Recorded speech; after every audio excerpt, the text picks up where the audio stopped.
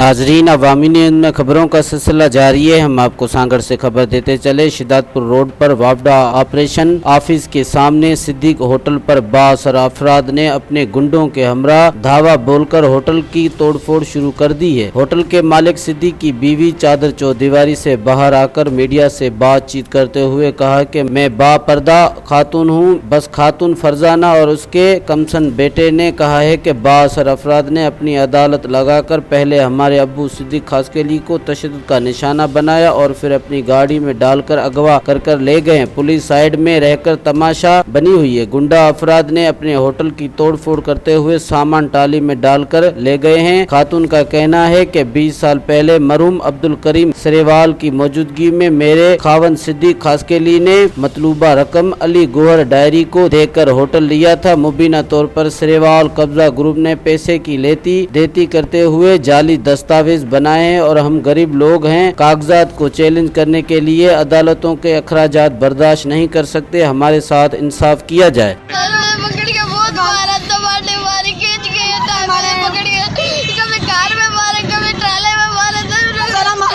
लेके चले गए उठाकर, मेरे शोहर को भी ले गए उठाकर।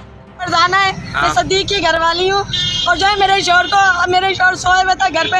हम समझे शायद लेबर आई है, लेकिन होटल के जो मालिक है ना, असल में वो मालिक नहीं है, उनका सिर्फ टावर है, बाकी सारा कब्जा मेरे शोहर सिद्दीक का है। अब हम समझे कि वो लेबर वाली आए, लिखवाल है, बहुत सारे जने थे। वो सरेवाल का लड़का था, वकील का लड़का था, कार में आया, उसने अपने नौकरों के जरिए जो है परचाल उठवाया है और मेरे शोहर को मेरे सामने मारा है।